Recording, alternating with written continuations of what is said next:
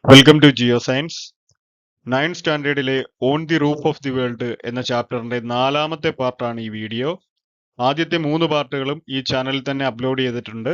അപ്പോൾ കാണാത്തവര് ആ 3 പാർട്ടുകളും കണ്ടതിന് ശേഷം ഈ 4ാമത്തെ ഭാഗത്തിലേക്ക് വരിക. അപ്പൊ ഇന്ന് നമ്മൾ പഠിക്കാനായിട്ട് പോകുന്നത് ഹിമാലയത്തിന്റെ ഡ്രെയിനേജ് സിസ്റ്റമാണ്. ഹിമാലയത്തിന്റെ നദീ വ്യവസ്ഥ എന്ന ടോപ്പിക്കാണ് നമ്മൾ ഇന്ന് പഠിക്കാനായിട്ട് പോകുന്നത്. ഏതൊക്കെ നദികളാണ് ഹിമാലയത്തിൽ കാണപ്പെടുന്നത് എന്നുള്ളതാണ് നമ്മൾ ഇന്ന് നോക്കാനായിട്ട് പോകുന്നത്. പ്രധാനമായിട്ടും 3 റിവേഴ്സ് ആണ് ഹിമാലയൻ റീജിയനിലൂടെ ഒഴുകുന്നത്. ഏതൊക്കെയാണത്? Indus, Ganga and Brahmaputra. മാത്രമല്ല ഈ 3 നദികളും അവയുടെ പോഷക നദികൾ, അവയുടെ ട്രിബ്യൂട്ടറീസും ചേർന്നതാണ് ഹിമാലയൻ ഡ്രെയിനേജ് സിസ്റ്റം എന്ന് പറയുന്നത്. ഓക്കെ, അപ്പോ പ്രധാനമായിട്ടും ഒരു നദി കാണും. പ്രധാനമായിട്ട് ഒരു നദി ഇപ്പോൾ ഒഴുകി വരുന്നുണ്ടായിരിക്കും. ആ നദികളിലേക്ക് ഒട്ടനവധി ചെറിയ നദികൾ എന്ത് ചെയ്യുന്നുണ്ട്?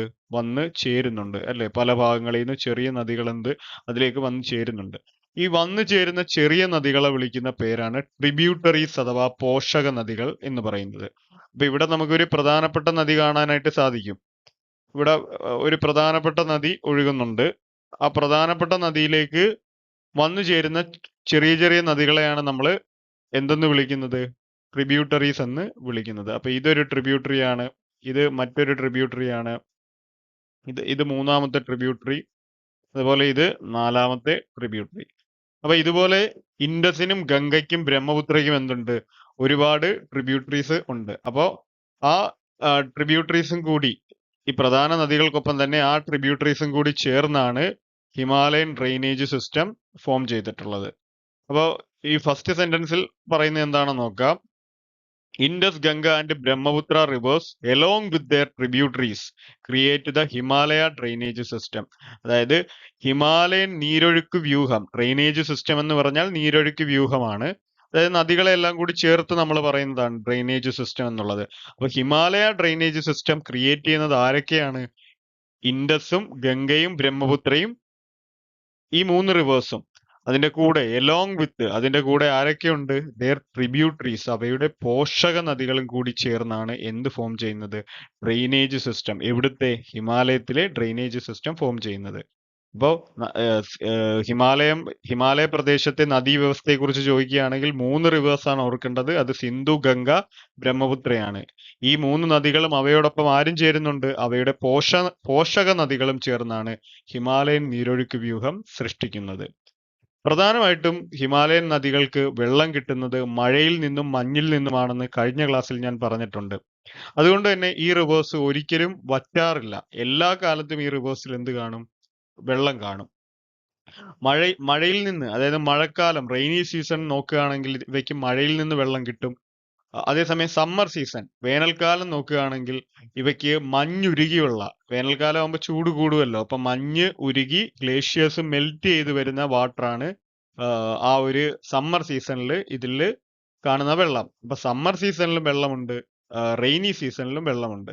ഇപ്പൊ കേരളത്തിലെ പല നദികളും ഒരു സമ്മർ സീസൺ വരുമ്പോഴത്തേക്കും വെള്ളം കിട്ടാതെ എന്ത് ചെയ്യും? കംപ്ലീറ്റ് ആയിട്ട് വറ്റിപ്പോവും, കാരണം മഴയില്ലാത്തത് കൊണ്ട്. പക്ഷെ ഹിമാലയൻ റിവേഴ്സ് അങ്ങനല്ല. അവയ്ക്ക് സമ്മർ സീസണിലും റെയിനി സീസണിലും എന്ത് കാണും? വെള്ളം കാണും. അതുകൊണ്ട് എക്കാലവും വെള്ളമുള്ള പെറിനിയൽ റിവേഴ്സ് ആണ് ഹിമാലയൻ റിവേഴ്സ് എന്ന് പറയുന്നത്. പെറിനിയൽ റിവർ എന്ന് പറഞ്ഞു കഴിഞ്ഞാൽ എല്ലാ കാലവും വാട്ടർ റിച്ച് എന്നാണ് അതിന്റെ അർത്ഥം. അല്ലെങ്കിൽ ജലസമൃദ്ധമായത്, എല്ലാ വർഷവും എപ്പോഴും ഏത് കാലഘട്ടത്തിലും ഏത് സീസണിലും വെള്ളമുള്ള നദികളാണ് പെറിനിയൽ റിവേഴ്സ് എന്ന് പറയുന്നത്. അപ്പൊ ഹിമാലയൻ റിവേഴ്സ് എല്ലാം ഏത് റിവേഴ്സ് ആണ്? പെറിനിയൽ റിവേഴ്സ് ആണ്. അതായത് വർഷം മുഴുവൻ നീരൊഴുക്കുള്ള നദികളാണിത്. As these rivers are rainfed and snowfed. അതായത് ഈ നദികൾ, ഹിമാലയൻ നദികൾ റെയിൻഫെഡ് ആണ്. മഴയാണ് അവയെ മഴക്കാലത്ത് ഫീഡ് ചെയ്യുന്നത്. അതുപോലെ സ്നോഫെഡുമാണ്. വേനൽക്കാലത്ത് സമ്മർ സീസണിൽ അത് മഞ്ഞുരുകിയുള്ള വെള്ളമാണ്, സ്നോയാണ് ഇതിനെ ഫീഡ് ചെയ്യുന്നത്. അപ്പോ ഈ നദികൾ റെയിൻഫെഡും സ്നോഫെഡും ആയതുകൊണ്ട് തന്നെ they are perennial throughout the year. അതായത് വർഷം തോറും, ത്രൂ ഔട്ട് ദി ഇയർ, എല്ലാ വർഷവും അതെന്താണ്? പെറനിയൽ ആണ്, വാട്ടർ റിച്ച് ആണ്. എല്ലാ വർഷവും, വർഷം മുഴുവൻ ഇവയ്ക്ക് എന്താണ്? ഇവ നല്ല നീരൊഴുക്കുള്ള നദികളാണ്. കാരണം എന്താണ്? മഴയിൽ നിന്നും മഞ്ഞുരുകിയും ഇവയ്ക്ക് ജലം ലഭിക്കുന്നുണ്ട്. ഇനി ഈ റിവേഴ്സിനെ കുറിച്ച് പറയുകയാണെങ്കിൽ, ഇവയുടെ ഒഴുക്കിനെ കുറിച്ച് നോക്കുകയാണെങ്കിൽ, ഈ നദികൾക്ക് 3 കോഴ്സ് ആണ് പ്രധാനമായിട്ടുള്ളത്. അതായത് നമ്മളൊരു നദി ഒഴുകുന്ന പ്രദേശത്തെ വരച്ചെടുക്കുകയാണെങ്കിൽ, ഇതിപ്പം നദി ഒഴുകുന്ന ഒരു പ്രദേശമാണെന്ന് വിചാരിക്കുക. ഈ നദി ഒഴുകുന്ന ഒരു പ്രദേശത്തെ നമ്മളിങ്ങനെ വരച്ചെടുക്കുകയാണെങ്കിൽ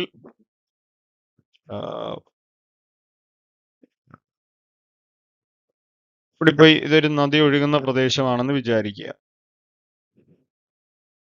അപ്പോ ഏറ്റവും മുകളിൽ ഒരു പർവ്വതങ്ങളിൽ മൗണ്ടെയിൻസിൽ നിന്നായിരിക്കും എന്തായിരിക്കും നദി ഉറപ്പായിട്ടും ഒഴുകുന്നത്, അല്ലെ? പർവ്വത പ്രദേശത്തു നിന്നായിരിക്കും ഉത്ഭവിക്കുന്നത് നദി, ഒഴുകി തുടങ്ങുന്നത്. അപ്പൊ ഈ ഒരു ഭാഗത്തു നിന്ന് ഒഴുകി എന്ത് ചെയ്യും, താഴേക്ക് വന്ന് ഇത് എന്ത് ചെയ്യും, പ്ലെയിൻ ഏരിയാസിൽ സമതലങ്ങളിലേക്ക് ഒഴുകും. ഇങ്ങനെയാണ് സംഭവിക്കുന്നത്. അപ്പൊ ഇതിന്റെ ഈ 3 കോഴ്സുകളായിട്ട് നമുക്ക് ഇവയെ തിരിക്കാം. അതിലെ ഒന്നാമത്തെ കോഴ്സ്, ആദ്യത്തെ കോഴ്സ് എന്ന് പറയുന്നത് ഇതാണ്ട് ഈ പർവ്വത പ്രദേശങ്ങള് വരുന്ന ഈ മൗണ്ടേനിയസ് റീജിയണിൽ റിവർ ഒഴുകുന്ന ഇത്രയും ഭാഗം, തുടക്കം മുതൽ ഇത്രയും വരുന്ന ഇത്രയും ഭാഗത്തിനെ നമ്മൾ അപ്പർ കോഴ്സ് എന്ന് പറയും. മലയാളത്തിൽ നമ്മൾ ഉപരിഘട്ടം എന്ന് പറയും. അതുപോലെ തന്നെ ഇത് കുറച്ചുകൂടി ചരിവ് കുറഞ്ഞ ഈ ഒരു ഭാഗം, ഈ രണ്ട് ഭാഗങ്ങൾക്കിടയിലായിട്ട് ഈ രണ്ട് ഭാഗങ്ങൾക്കിടയിലായിട്ടുള്ള ഇത്രയും ഭാഗം, അത്രയും ഭാഗത്തിനെ നമുക്ക് എന്തെന്ന് പറയാം, മിഡിൽ കോഴ്സ് എന്ന് പറയാം. അത് കഴിഞ്ഞ് അതിന് താഴേക്ക് ഈ സമതലം പ്ലെയിൻ ഏരിയാസിൽ റിവർ ഒഴുകുന്ന ഇത്രയും ഭാഗത്തിനെ നമുക്ക് എന്തെന്ന് വിളിക്കാം, ലോവർ കോഴ്സ് എന്ന് നമുക്ക് വിളിക്കാം, അല്ലെങ്കിൽ കീഴ്ഘട്ടം എന്ന് മലയാളത്തിൽ പറയാം. അപ്പോൾ ഈ 3 റീജിയൻസിലൂടെയാണ്. ഏറ്റവും മുകളിൽ മൗണ്ടെയിൻസ് ആയിരിക്കും, പർവ്വത പ്രദേശമായിരിക്കും. അത് കഴിഞ്ഞ് ചരിവ് കുറഞ്ഞ പ്രദേശങ്ങളിലൂടെ നദി ഒഴുകുന്നു. അതിനുശേഷം സമതലങ്ങളിലൂടെ നദി ഒഴുകുന്നു. ഇങ്ങനെ മൗണ്ടേനിയസ് റീജിയണിൽ നിന്ന് ചരിവ് കുറഞ്ഞ പ്രദേശത്തേക്ക് വരുന്നു. പിന്നെ സമതലം പ്ലെയിൻ ഏരിയാസിലൂടെ നദി ഒഴുകുന്നു. അപ്പൊ ഇതിൽ എപ്പോഴും ഈ മൗണ്ടേനിയസ് കോഴ്സിൽ ഏറ്റവും മുകൾ ഭാഗത്ത് വരുന്ന കോഴ്സിൽ വെള്ളം എങ്ങനെ ആയിരിക്കും ഒഴുകുന്നത്? ടർബുലന്റ് ആയിട്ടായിരിക്കും ഒഴുകുന്നത്. അതായത് കലങ്ങി മറിഞ്ഞ വെള്ളമായിരിക്കും. വെള്ളം ഇങ്ങനെ പതുക്കെ നേരെയൊന്നുമല്ല ഒഴുകി പോകുന്നത്, കലങ്ങി മറിഞ്ഞ് അവിടെയുള്ള പാറകളെ ഇളക്കി വളരെ ഹൈ എനർജിയിലായിരിക്കും റിവർ അപ്പർ കോഴ്സിൽ, മൗണ്ടേനിയസ് കോഴ്സിൽ ഒഴുകുന്നത്. അപ്പൊ അതിശക്തമായിട്ടുള്ള നീരൊഴുക്കാണ് പർവ്വത പ്രദേശത്ത് നദികൾക്കുള്ളത്. ഏത് നദികൾ? ഹിമാലയൻ റിവേഴ്സ് എല്ലാം തന്നെ ഉയരം കൂടിയ പർവ്വതങ്ങളിൽ നിന്നാണ് വരുന്നത്, അല്ലെ? അപ്പൊ അതുകൊണ്ട് തന്നെ these reverse have turbulent flow in the mountainous course. Mountainous കോഴ്സിൽ എങ്ങനായിരിക്കും അവയുടെ ഫ്ലോ? നീരൊഴുക്ക് ടർബുലന്റ് ആയിട്ടുള്ള ഫ്ലോ ആയിരിക്കും, അതിശക്തമായ നീരൊഴുക്കായിരിക്കും. അതേസമയം നമ്മൾ പ്ലെയിൻ ഏരിയാസിലേക്ക് വരുമ്പോൾ എന്താണ്? പ്ലെയിൻ ഏരിയാസ് എന്ന് പറഞ്ഞാൽ സമതലങ്ങൾ. ഈ ഒരു പ്ലെയിൻ ഏരിയാസിലേക്ക് വരുന്ന സമയത്ത് അവിടെ 2 പ്രത്യേകതകളാണ് നമുക്ക് കാണാനായിട്ട് സാധിക്കുന്നത്. ഒന്ന്, അവിടെ ഫ്ലഡിങ് ഉണ്ടാവുന്നുണ്ട്. ഫ്ലഡിങ് എന്ന് പറഞ്ഞാൽ എന്താണ്? വെള്ളപ്പൊക്കം ഉണ്ടാവുന്നുണ്ട്. അതുകൂടാതെ ചാനൽ ഡീവിയേഷൻസും അവിടെ എന്ത് ചെയ്യുന്നുണ്ട്? ഉണ്ടാവുന്നുണ്ട്. ചാനൽ ഡീവിയേഷൻ എന്ന് പറഞ്ഞു കഴിഞ്ഞാൽ ഗതിമാറി ഒഴുകൽ എന്ന് നമ്മൾ മലയാളത്തിൽ പറയും. അപ്പോ പ്ലെയിൻ ഏരിയാസിലേക്ക് വരുന്ന സമയത്ത്, ഈ ഒരു പ്രദേശത്തേക്ക് വരുന്ന സമയത്ത് എന്തൊക്കെയാണ്? ഫ്ലഡിങ് ഉണ്ടാവുന്നുണ്ട്, അതുപോലെ channel deviation. Flooding and channel deviation are common in the plains. Plain റീജിയണിൽ എന്തൊക്കെയാണ് കോമൺ? വെള്ളപ്പൊക്കവും നദിയുടെ ഗതി മാറി ഒഴുകലും. അപ്പൊ നമ്മൾ നോക്കുകയാണെങ്കിൽ ഒരു സമതല പ്രദേശം തേക്ക് റിവർ എത്തുന്ന സമയത്ത് സാധാരണ എന്താണ് സംഭവിക്കുന്നത്? അവിടെ ചരിവ് കുറവാണ്, അല്ലെ? ചരിവ് കുറവായതിനാൽ ഉറപ്പായിട്ടും എന്ത് ചെയ്യാൻ പറ്റും? വെള്ളത്തിന് കവിഞ്ഞൊഴുകാനായിട്ട് പറ്റും. ഇതിപ്പോ ഒരു സമതല പ്രദേശം ഞാൻ വരയ്ക്കുകയാണ്, ഒരു പ്ലെയിൻ ഏരിയാസ് വരയ്ക്കുകയാണെങ്കിൽ, ഒരു പ്ലെയിൻ ഏരിയാസിലൂടെ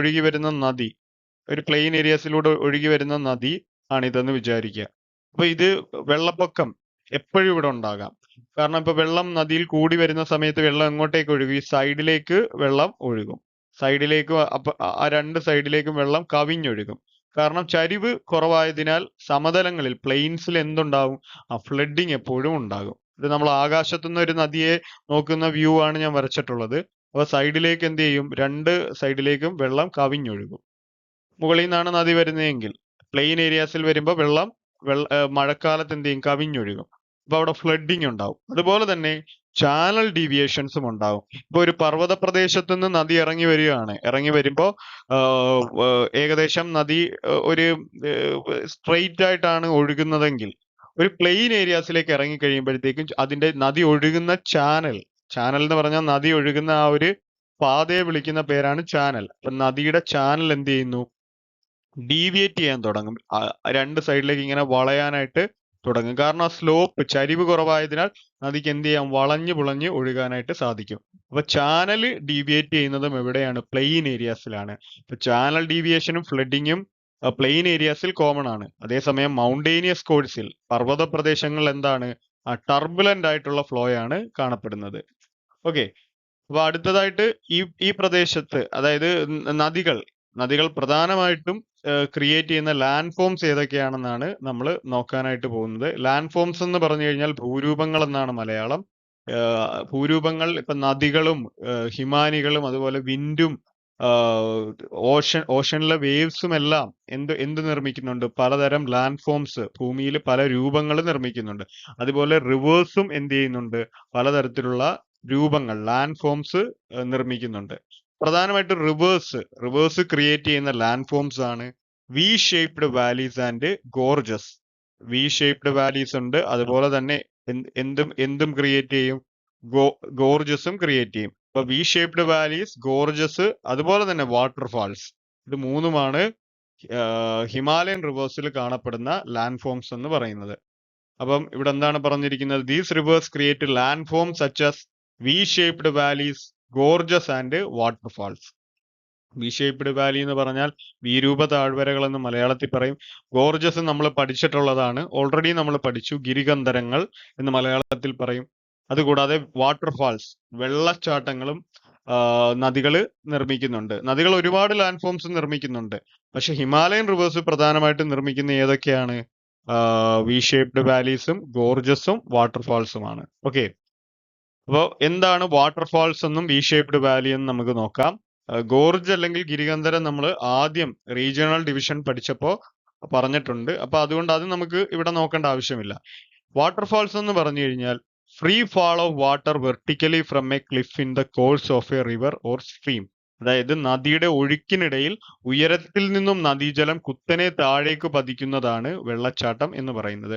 നമുക്കറിയാലോ, ഇതിപ്പം ഒരു ക്ലിഫ് ആണെന്ന് വിചാരിക്കുക.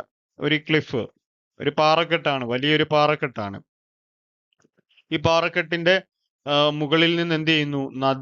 നദി ഒഴുകി വരികയാണ്. നദി ഒഴുകി താഴേക്ക് ഫ്രീ ഫാൾ ചെയ്യുന്നു. താഴേക്ക് ഇങ്ങനെ ഫ്രീ ആയിട്ട് അത് പതിക്കുന്നു. താഴേക്ക് അത് ഫ്രീ ഫാൾ ചെയ്ത് താഴേക്ക് വന്ന് പതിക്കുന്നു.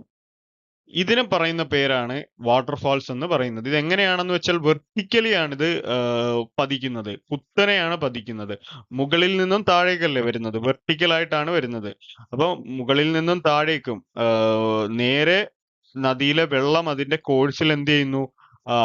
ഫ്രീ ഫാൾ ചെയ്യുന്നു, താഴേക്ക് പതിക്കുന്നു. ഉയരത്തിൽ നിന്നും നദീജലം കുത്തനെ താഴേക്ക് പതിക്കുന്നു. ഇതിനെയാണ് നമ്മൾ വാട്ടർഫാൾ അല്ലെങ്കിൽ വെള്ളച്ചാട്ടം എന്ന് പറയുന്നത്. അതിന്റെ പേരിൽ തന്നെ ഉണ്ട്, ഇവിടെ വെള്ളം ചാടുവാണ് താഴേക്ക് ചെയ്യുന്നത്. അപ്പോ ഫ്രീ ഫാൾ ഓഫ് വാട്ടർ എങ്ങനെയാണ്? വെള്ളം ഫ്രീ ആയിട്ട് ഫാൾ ചെയ്യാണ്, വെർട്ടിക്കലി ആണ് ഫാൾ ചെയ്യുന്നത്. Vertically from A cliff. എവിടെ നിന്നാണ്?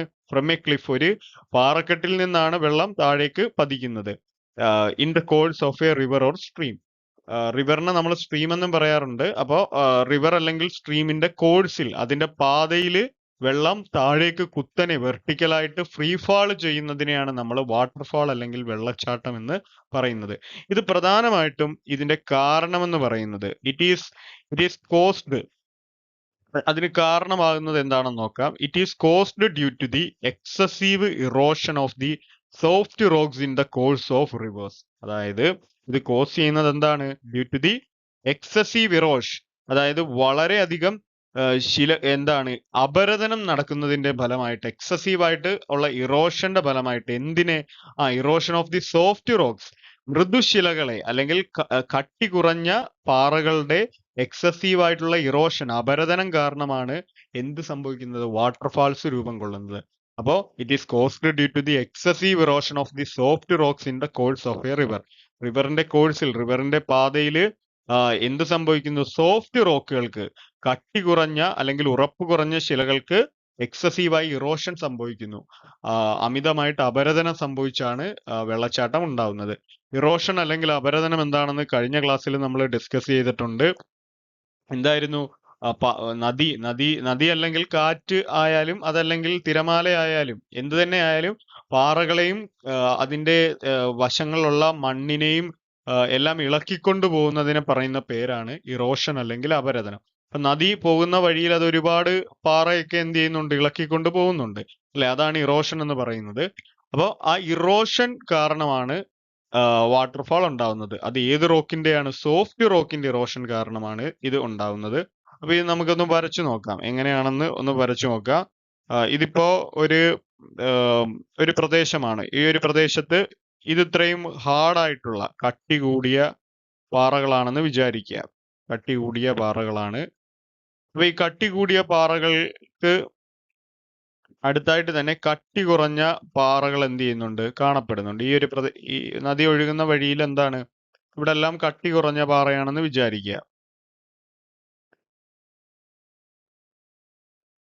അപ്പൊ ഏറ്റവും മുകളിൽ ഹാർഡ് റോക്ക് ആണ് വരുന്നത്. അത് ഹാർഡ് റോക്ക് വരുന്നതുകൊണ്ട് തന്നെ ഇതിന് നമ്മൾ എച്ച് എന്ന് കൊടുക്കുന്നു, ഹാർഡ് റോക്ക്, കട്ടി കൂടിയ ശിലകൾ. താഴെ കട്ടി കുറഞ്ഞ ശിലകളാണ്, അതുകൊണ്ട് സോഫ്റ്റ് റോക്ക്, എസ് എന്ന് കൊടുക്കുന്നു. അപ്പൊ ഇതിന്റെ മുകളിൽ കൂടാണ് ആരൊഴുകി വരുന്നത്? ഇതിന്റെ മുകളിൽ കൂടാണ് റിവർ ഒഴുകി വരുന്നത്. മുകളിൽ കൂടാണ് റിവർ എന്ത് ചെയ്യുന്നത്, ഒഴുകി ഇങ്ങനെ താഴേക്ക് പോകുന്നത്. ഓക്കെ, ഇത് ഇങ്ങനെ പോവാണ്. അപ്പോ റിവറിന് ഉറപ്പായിട്ടും ഏറ്റവും പെട്ടെന്ന് റിവറിന് ഇളക്കിക്കൊണ്ട് പോകാൻ പറ്റുന്നത്, ഇറോഷൻ നടത്താൻ പറ്റുന്നത് ഏത് പാറകളെ ആയിരിക്കും? ഹാർഡാണോ സോഫ്റ്റ് ആണോ? സോഫ്റ്റ് റോക്സ് ആയിരിക്കും അല്ലെ. ഉറപ്പ് കുറഞ്ഞ പാറകളെ നദിക്ക് എന്ത് ചെയ്യാൻ പറ്റും? വളരെ പെട്ടെന്ന് തന്നെ ഇളക്കിക്കൊണ്ട് പോകാനായിട്ട് സാധിക്കും. അപ്പൊ ഈ ഒരു പ്രദേശം ഇതാണ്ട, ഈ ഒരു പ്രദേശത്തിനെ നദി എന്ത് ചെയ്യും? പെട്ടെന്ന് തന്നെ ഇളക്കി അങ്ങ് കൊണ്ടുപോകും. ദാ ഇത്രയും ഭാഗത്തിനെ നദി വളരെ പെട്ടെന്ന് എന്ത് ചെയ്തുകൊണ്ട് പോകും? ഈ ഒരു ഭാഗത്തിനെ കംപ്ലീറ്റ് ആയിട്ട് നദി ഇളക്കിക്കൊണ്ടങ്ങ് പോകും. അപ്പോ ഇളക്കി ഇറോഷൻ അപരദനം സംഭവിച്ച് ഇത് ഏത് രൂപത്തിലാകും? ഇത്രയും ഭാഗം നമുക്കൊന്ന് മായ്ച്ചു കളയാം. ഇത്രയും ഭാഗം ഒന്ന് മായ്ച്ചു കളഞ്ഞു കഴിഞ്ഞാൽ എങ്ങനെ ഇരിക്കുമെന്ന് നോക്കാം.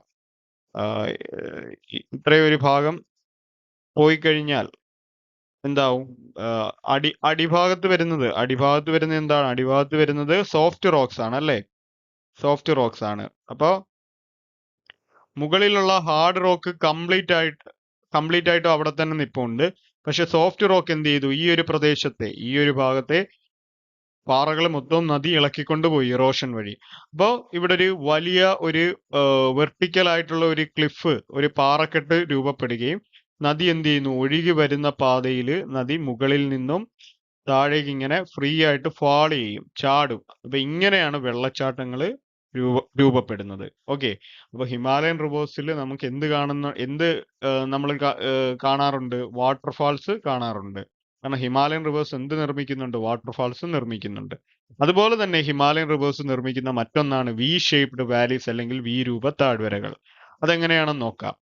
During the course of river flow, അതായത് നദി ഒഴുകുമ്പോൾ, നദിയുടെ കോഴ്സ് എന്ന് പറഞ്ഞാൽ അതിന്റെ പാത, അത് പോകുന്ന അതിന്റെ എന്താണ്, കംപ്ലീറ്റ് ആ ഒരു പാതയെ വിളിക്കുന്ന പേരാണ് കോഴ്സ്. അപ്പൊ during the course of river flow, നദി ഒഴുകുമ്പോൾ എന്ത് സംഭവിക്കുന്നു? The lateral erosion leads to the enhancement of width of the river valley and the vertical erosion leads to the depth of the valleys. അതായത് രണ്ട് തരം erosion ആണ് നടക്കുന്നത്. ഇതിപ്പം ഒരു നദിയാണെന്ന് വിചാരിക്കുക. അപ്പൊ ഈ നദി ഒഴുകുന്ന സമയത്ത് രണ്ടു തരം അപരദനം നടക്കുന്നുണ്ട്. ഒന്ന്, ഈ നദി എന്ത് ചെയ്യുന്നു? ഇതിന്റെ സൈഡിലെ പാറകളെല്ലാം ഇളക്കിക്കൊണ്ടുപോകും. സൈഡിൽ വരുന്ന പാറകളെല്ലാം ഇളക്കിക്കൊണ്ടുപോകും. അതുകൊണ്ട് തന്നെ അതിനെ നമ്മൾ ലാറ്ററൽ ഇറോഷൻ എന്ന് പറയും. ലാറ്ററൽ ഇറോഷൻ എന്നാണ് നമ്മൾ പറയുന്നത്. വശങ്ങളിലെ അപരദനം എന്ന് നമുക്ക് മലയാളത്തിൽ പറയാം. അതുപോലെ തന്നെ നദിയുടെ ബെഡില്, അതായത് നദിയുടെ അടിഭാഗത്തുള്ള താഴേക്കുള്ള പാറകളും എന്ത് ചെയ്യും? ഇളക്കിക്കൊണ്ടുപോകും. നദിയുടെ അടിയിലുള്ള, വെള്ളം ഒഴുകുന്ന ചാനലിന്റെ അടിയിലുള്ള പാറകളും ഇളക്കിക്കൊണ്ടുപോകും. അതിനെ നമ്മൾ പറയുന്ന പേരാണ് വെർട്ടിക്കൽ ഇറോഷൻ എന്ന് പറയും. അല്ലെങ്കിൽ നദീതടത്തിലെ അടിത്തട്ടിലെ അപരദനം എന്നാണ് പറയുന്നത്. അടിത്തട്ടിലെ അപരദനം. അപ്പൊ ഇതെന്താണ്? ഈ ഉള്ളിലെ അപരദനത്തിനെ വിളിക്കുന്ന പേരാണ് വെർട്ടിക്കൽ ഇറോഷൻ. നദിക്കുള്ളിലെ ഇറോഷൻ, അതിന് വി എന്ന് കൊടുക്കുന്നു. അപ്പൊ രണ്ടു തരം ഇറോഷൻ ഉണ്ട്. സൈഡിൽ നടക്കുന്ന ഇറോഷനെ വിളിക്കുന്ന പേരാണ് എന്ത്? Lateral erosion. സമയം നദിക്കുള്ളിൽ നടക്കുന്ന ഇറോഷനെ വിളിക്കുന്ന പേരാണ് വെർട്ടിക്കൽ ഇറോഷൻ. അപ്പൊ ഈ ലാറ്ററൽ ഇറോഷന്റെ ഫലമായിട്ട് നദിയുടെ വീതി എപ്പോഴും വിഡ്ത്ത് എപ്പോഴും എൻഹാൻസ് ചെയ്തുകൊണ്ടേയിരിക്കും, വലുതായിക്കൊണ്ടേയിരിക്കും.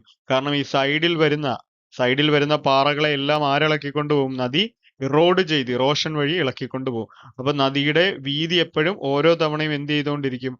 കൂടിക്കൊണ്ടേയിരിക്കും. ലാറ്ററൽ ഇറോഷൻ കാരണം നദിയുടെ വീതി കൂടിക്കൂടി വരും. അപ്പൊ ആദ്യം നദി ഈ ഒരു രൂപത്തിലാണെങ്കിൽ എന്ത് സംഭവിക്കുന്നു? എന്നാൽ പിന്നീട് നദിയുടെ വീതി ലാറ്ററൽ ഇറോഷൻ കാരണം കൂടി വരും. പിന്നെ കുറെ നാൾ കഴിയുമ്പോൾ വീണ്ടും ലാറ്ററൽ ഇറോഷൻ കാരണം നദിയുടെ വിഡ്ത്ത് എന്ത് ചെയ്യും? എൻഹാൻസ് ചെയ്തുകൊണ്ടേയിരിക്കും. ഇത് വലുതായിക്കൊണ്ടേ ഇരിക്കും. ഈ ഒരു രൂപത്തിൽ നദി വലുതായിക്കൊണ്ടേ ഇരിക്കും, അതിന്റെ വീതി കൂടിക്കൊണ്ടിരിക്കും. അപ്പൊ lateral erosion leads to the enhancement of width of the river valley and the vertical erosion leads to the depth of the valley. എന്നാൽ വെർട്ടിക്കൽ ഇറോഷൻ എന്തിലേക്കാണ് നയിക്കുന്നത്? റിവറിന്റെ അടിഭാഗത്തെ പാറകൾ ഇളക്കുന്നത് അത് ഡെപ്ത്, ആഴം കൂടാനായിട്ട്, നദിയുടെ ആഴം വർദ്ധിക്കാനായിട്ട് കാരണമാകുന്നു. അപ്പൊ നദീതടത്തിലെ അടിത്തട്ടിലെ അപരദനം മൂലം ആഴം വർദ്ധിക്കുകയും ചെയ്യുന്നു. അപ്പൊ വീതി കൂട്ടുന്നത് ലാറ്ററൽ ഇറോഷനും ഡെപ്ത് കൂട്ടുന്നത് എന്താണ്? വെർട്ടിക്കൽ ഇറോഷനുമാണ്. As a result of the whole process, ഈ ഒരു പ്രോസസ്സിന്റെ ഫലമായിട്ട്, ഈ മുഴുവൻ പ്രോസസ്സിന്റെ ഫലമായിട്ട് എന്ത് സംഭവിക്കുന്നു? River valleys with slanting sides are developed. അതായത് ചരിഞ്ഞ വശങ്ങളോട് കൂടിയ, സ്ലാൻഡിങ് സൈഡ് എന്ന് പറഞ്ഞാൽ ചരിഞ്ഞ വശങ്ങളോട് കൂടിയ റിവർ വാലീസ് എന്ത് ചെയ്യുന്നു?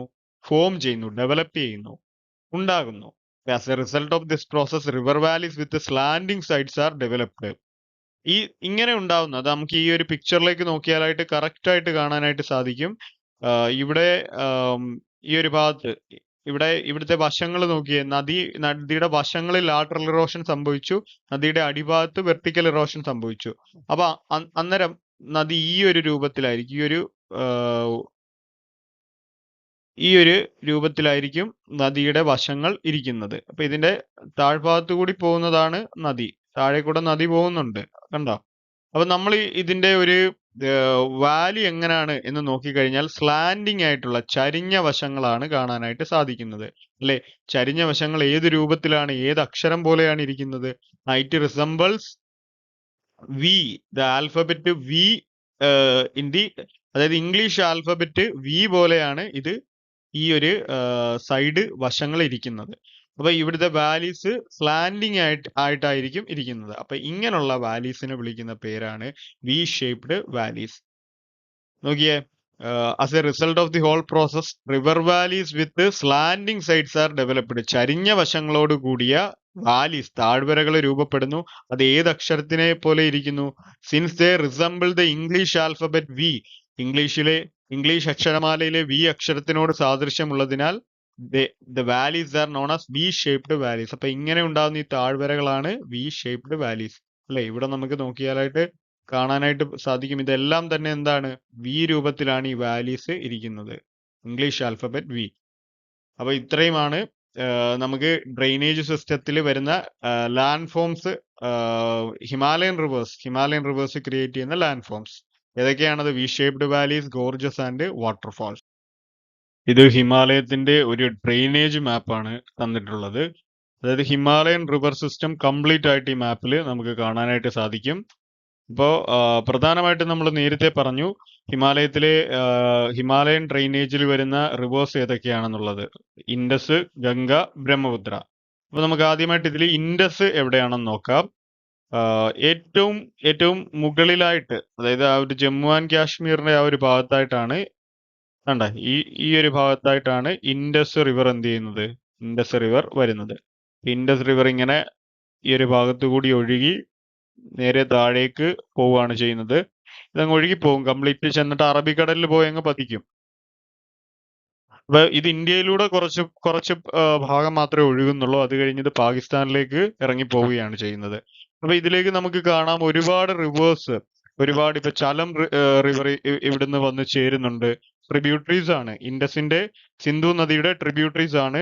ചലം റിവർ വന്ന് ചേരുന്നുണ്ട്. അതിന്റെ താഴെ ചിനാബ് ഉണ്ട്, ഇതിന് താഴെ രവി ഉണ്ട്, പിന്നെ ബിയാസ് റിവർ വരുന്നുണ്ട്, അതിനുശേഷം സത്ലജ് റിവർ ഉണ്ട്. അപ്പൊ ഈ റിവേഴ്സ് എല്ലാം വന്ന് എവിടേക്കാണ് ചേരുന്നത്? ഇൻഡസ് റിവറിലേക്ക് ആണ് ചേരുന്നത്. അപ്പൊ ഇൻഡസ് റിവറിന്റെ ട്രിബ്യൂട്ടറീസ് ആണ് ചലം, ചിനാബ്, രവി, ബിയാസ്, സത്ലജ്. അപ്പൊ സിന്ധു നദി ഉത്ഭവിക്കുന്ന ഇവിടെ നമുക്ക് ഇത് ഉത്ഭവിക്കുന്ന ഭാഗത്ത് ഒരു ലേക്ക് ഉണ്ട്. ഇവിടെ ഒരു തടാകം സ്ഥിതി ചെയ്യുന്നുണ്ട്. ആ ഒരു തടാകത്തിന്റെ പേരാണ് മാനസരോവർ തടാകം അല്ലെങ്കിൽ മാനസരോവർ ലേക്ക് എന്ന് നമുക്ക് പറയാം. അപ്പൊ ഈ തടാകത്തിന്റെ സൈഡിലായിട്ട് മാനസരോവർ തടാകത്തിന്റെ സൈഡിലായിട്ട് എന്തുണ്ട്? ഇത് ഉയരം കൂടിയ പ്രദേശമാണല്ലേ. അപ്പൊ ഉയരം കൂടിയ പ്രദേശമാണെങ്കിൽ ഇവിടെ ഗ്ലേഷ്യേഴ്സ് ഒരുപാട് ഗ്ലേഷ്യേഴ്സ് കാണും, ഹിമാനികൾ കാണപ്പെടുന്നുണ്ട്. അപ്പൊ അതിലെ ബൊഖാർച്ചു ഗ്ലേഷ്യറിൽ നിന്നാണ് ഉത്ഭവിക്കുന്നത്? ഇൻഡസ് റിവർ ഉത്ഭവിക്കുന്നത്, ഒറിജിനേറ്റ് ചെയ്യുന്നത്. ഇത് പ്രധാനമായിട്ടും ഇന്ത്യയുടെ ആ ഒരു നോർത്ത് വെസ്റ്റേൺ പാർട്ട്, അതായത് ഒരു വടക്കു പടിഞ്ഞാറൻ ഭാഗത്തെ ഡ്രെയിനേജ് സിസ്റ്റമാണ് ഇത് ഇൻഡസ് റിവറും അതിന്റെ ട്രിബ്യൂട്ടറീസും. ഇന്ത്യയുടെ ഒരു വടക്കു പടിഞ്ഞാറ് എന്ന് പറഞ്ഞാൽ ഈ ഭാഗം വരും, ഡയറക്ഷൻ അറിയാമല്ലോ. അപ്പൊ ഈ ഒരു വടക്ക് പടിഞ്ഞാറ് പ്രദേശത്തെ ഡ്രെയിനേജ് സിസ്റ്റമാണ് ഇൻഡസ് റിവറും അതിന്റെ ട്രിബ്യൂട്ടറീസും. അപ്പൊ ഇത് ബൊഗാർജു ഗ്ലേഷ്യറിൽ നിന്ന് ആണ് ഉത്ഭവിക്കുന്നത്. ബൊഗാർജു glacier located near Manasarovar lake.